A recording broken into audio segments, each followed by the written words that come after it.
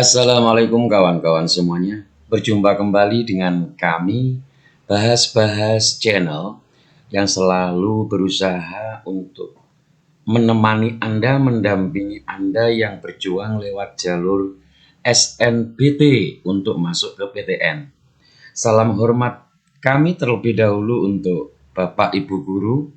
Mohon izin untuk juga berpartisipasi mendampingi adik-adik dalam persiapan UTBK SNBT. Kawan-kawan, pada video ini kami akan membahas sebuah jenis teks yang nanti ada di dalam UTBK Anda, yaitu thread text. Ini kaitannya dengan kegiatan-kegiatan atau percakapan yang biasanya terdapat di sosmed. Thread sebenarnya itu apa? Istilah ini itu sudah Anda pahami, tentu Anda sudah familiar. Thread itu adalah lebih jelasnya serangkaian posting atau pesan yang saling terhubung dan membahas topik yang sama. Jadi para netizen itu nanti akan membahas topik yang sama, mengomentari posting seseorang. Terus nanti ada biasanya pro atau ada yang namanya kontra. Maka jenis teks thread ini biasanya lebih berbau bernuansa discussion text. Terkadang juga ada seseorang di dalam thread ini nanti menanyakan sesuatu, bagaimana cara melakukan sesuatu. Maka ini juga bisa bernuansa procedure text. Oke, nah kawan-kawan semuanya, pada video ini kami akan membahas sebuah tema yang ada di dalam thread yang nanti akan diikuti pertanyaan-pertanyaan. Yuk kita mulai latihan soalnya.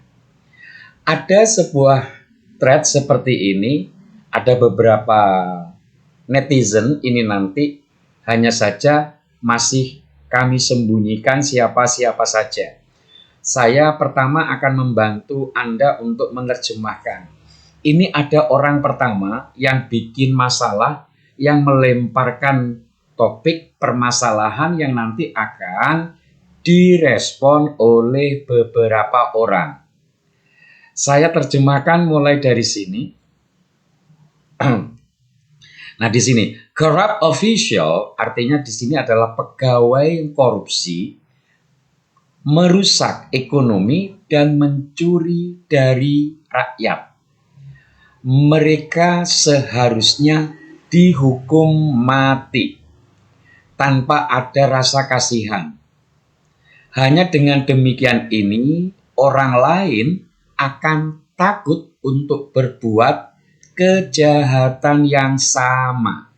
Jadi justice for all ini melemparkan sebuah permasalahan koruptor harus dihukum mati. Nah, ini permasalahan yang dilemparkan oleh orang pertama. Disambut oleh orang yang berikutnya, ada di sini human right first. Dia merespon hukuman mati, hal itu terlalu ekstrim. Bagaimana jika wrongful conviction?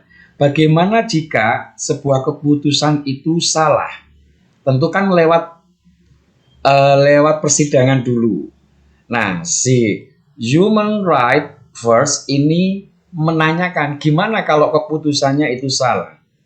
Daripada yang demikian ini mereka seharusnya dirampas asetnya dan dipaksa untuk hidup seperti orang-orang yang mereka uangnya curi. Jadi secara tidak langsung kawan-kawan human right ini tidak setuju dengan usulannya si justice for all.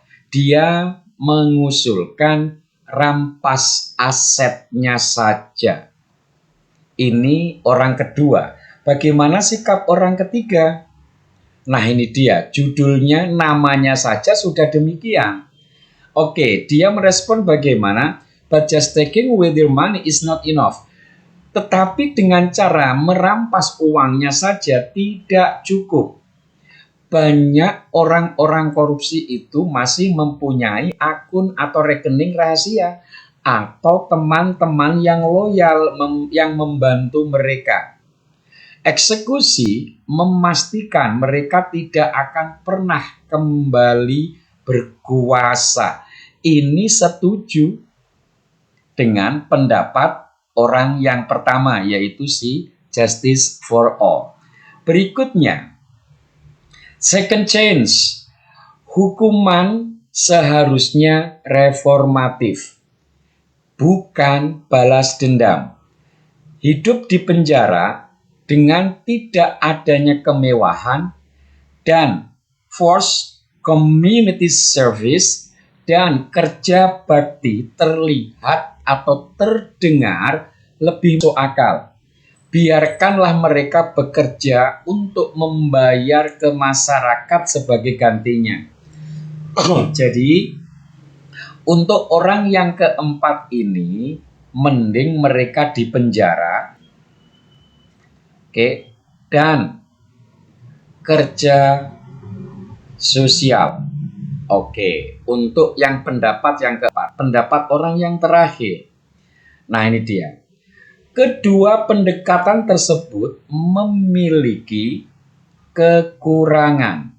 Masalah sesungguhnya adalah lemahnya penegakan hukum. Jika undang-undang korupsi itu tegas dan betul-betul didirikan dan betul-betul ditegakkan, kita seharusnya tidak akan mengalami atau tidak usah repot-repot berdebat seperti ini.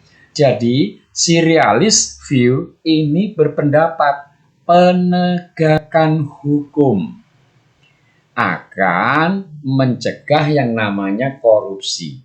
Nah, percakapan-percakapan ini kawan-kawan memunculkan pertanyaan. Pertanyaannya seperti ini. Nah, ini dia. Kawan-kawan, ketika nanti Anda membaca sebuah soal, kok ada yang namanya who? Ingat, Anda harus ingat yang sudah diajarkan oleh guru Anda, yaitu 5W plus 1H. Artinya, kalau ada pertanyaan dari salah satu pertanyaan ini kategori teksnya adalah tekstual. Jawabannya ada di dalam teks. Jadi Anda nggak boleh salah. Setelah Anda mendapati, di sini ada pertanyaannya pakai who, pasti dong di dalam teks ini nanti ada orang yang akan dijadikan jawaban. Nah, di sini ada beberapa orang, 1, 2, 3, 4, 5. Nah, kalau ada 5 orang seperti ini, langkah yang kedua, kawan-kawan, langkah yang kedua, ini tadi langkah yang pertama, pahami 5W1H. Yang kedua, cari yang namanya keyword di dalam soal. Ya, nah, Anda perhatikan, who believe, siapa yang percaya, yang meyakini bahwa solusi terbaik untuk mereformasi korupsi. Jadi ini dia kata kuncinya. Nah, kata kunci tadi ini ada di mana dibandingkan menghukumnya, kan gitu. Nah, ternyata dia ada di sini kawan-kawan. Nah ini dia. Berarti siapa yang berpendapat seperti ini? Ya sudah, Anda lihat saja. Ini adalah orangnya. Maka jawabannya tentu jawabannya yang D. Sekali lagi, ketika Anda sudah melakukan ini, memahami 5W1H, Anda lakukan langkah yang kedua, cari keywordnya. Keyword itu adalah kata yang jarang muncul. Ya, jadi keyword itu adalah kata yang jarang muncul. Nanti tinggal Anda cari mulai dari mana gitu ya. Anda maaf. Anda taruh perhatian Anda di sini. Anda jalan ke sana, baca cepat. Baca cepat, cari tulisan ini. Berarti disitulah nanti jawabannya. Oke, untuk yang berikutnya. Anda perhatikan jawabannya adalah ini kawan-kawan ya. Nah, ternyata di soal berikutnya kawan-kawan, orang ini muncul di kalimat soal. Nah ini dia. Ini namanya adalah soal kait. Maksudnya yang menjadi jawaban soal nomor 1 ternyata menjadi ya jawaban soal nomor 1 ternyata menjadi pertanyaan soal nomor berikutnya yaitu nomor 2. Ini namanya soal kait. Yuk kita lihat. Second chance merespon justice for all. Berarti merespon orang pertama ini. In order to, tujuannya untuk apa? Ya kita lihat saja tadi. Si second chance itu setuju atau tidak dengan adanya hukuman mati ini. Ternyata kan dia tidak setuju. Dia memberikan yang namanya solusi lain. Solusi lainnya apa? Solusi lainnya adalah jangan dihukum mati, hukumannya seharusnya reformatif, bukan balas dendam. Nah, coba kita lihat, apakah nuansanya pendapatnya si second chance? Apakah ia mendukung ide hukuman mati? Jelas salah karena dia tidak mendukung. Yang B, menyarankan sebuah alternatif, hukuman alternatif. Bukankah jawabannya adalah yang B? Ya kan? Dia memberikan alternatif. Artinya gini kawan-kawan, ketika nanti Anda membaca soal atau bacaan-bacaan thread seperti ini, Anda harus fokus si A, si B, si C ini ngobrolin apa. Bagaimana respon terhadap permasalahan yang ada di sini. Semuanya, episentrumnya, pusatnya itu harus diukur ke sini. Si justice for all ngobrolin apa? Oh, justice for all ngobrolin yaitu hukuman mati. Hukuman mati. Berarti apakah ini setuju? Apakah ini setuju? Apakah ini setuju? Demikian juga ini tinggal dilihat komen-komennya mereka masing-masing. Ya, jadi jawabannya adalah yang B. Oke. Kalau yang C, memperkuat argumen atas hukuman yang ekstrim, yaitu hukuman mati. Tidak, dia tidak setuju. Dia tidak setuju. Yang D, mengabaikan diskusi tersebut. Tidak, jelas dia salah. Bukan mengabaikan, dia ikut berperan, berpartisipasi. Yang E, menuntut hukuman yang lebih ringan atas koruptor. Betul, tetapi kan tidak jelas. Hukuman ringan yang seperti apa? Dia tidak menawarkan jawaban E ini, maka jawabannya yang salah. Yuk berikutnya.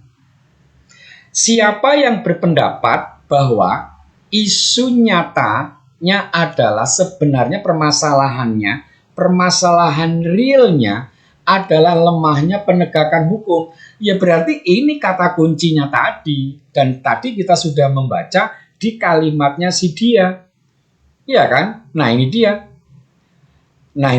Ada tulisannya di sini. Berarti kan ini miliknya si orang terakhir. Siapa dia? Realist view. Maka jawabannya jelas yang E. Mudah kawan-kawan sebenarnya ya. Ini juga kategorinya. Nah ini dia 5W 1H kelompok yang ini. Oke, terus berikutnya Anda cari yang namanya keyword. Kan ini soalnya sama dengan soal nomor 1 tadi. Langkah-langkahnya. Ini langkah 1, ini langkah 2. Oke, berikutnya kawan-kawan. What is the most appropriate? Ini dia. Kawan-kawan mungkin banyak yang belum tahu arti tulisan ini. Ini artinya sesuai. Cocok. Oke. Kata yang paling sesuai untuk menggantikan be sentence. Be sentence yang ada di kalimat pertama tadi ini. Nah ini dia. Apa be sentence tadi? Be sentence itu dihukum. Kalau ini dihadiahi, jelas salah. Kalau ini dieksekusi, mungkin ini. Kita lihat dulu yang C. Dimaafkan, ini salah. Diperingatkan, ini salah. Dipilih, ini salah. Berarti jawabannya adalah yang B. Ini urusannya adalah kawan-kawan dengan vocabulary. Silahkan Anda tingkatkan vocabulary Anda. Berikutnya, nah ini dia. What is the tone? Tone itu apa?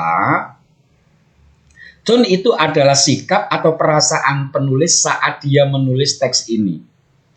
Nah, cerita yang dibawakan dari awal sampai akhir tadi ini, apakah itu kategorinya netral? Jelas tidak. Netral itu berarti tidak berpihak. Ya, yang dibawakan ini kan nuansanya adalah bukan nuansa seperti ini, dan objektif. Objektif itu keberatan. Yang B, serius and argumentative. Jelas, ini tidak ada humor sama sekali. Ya kan? Tidak ada humor sama sekali, tidak ada ketidakpedulian. Justru ini malah peduli sekali. Maka jawaban A salah, kalau ini humor jelas ini salah. Indifference itu cuek dan ceroboh ini juga enggak. Kalau cuek enggak mungkin si penulis nulis yang kayak gini. Jadi jawaban ini salah. Optimistic and hopeful. Dia bukan jawaban optimistik. Yang benar adalah serius dan argumentatif. Masing-masing tokoh diberikan sikap, ditunjukkan sikapnya yang sangat argumentatif masing-masing. Itu kawan-kawan kaitannya dengan soal threat, ya. Hati-hati, soal seperti ini selalu muncul. Selalu muncul di dalam soal kategori threat, kawan-kawan. Oke, itu saja dari kami. Silakan Anda kunjungi juga video-video kami di pembahasan-pembahasan yang lainnya. Terima kasih, kami akhiri. Wassalamualaikum warahmatullahi wabarakatuh.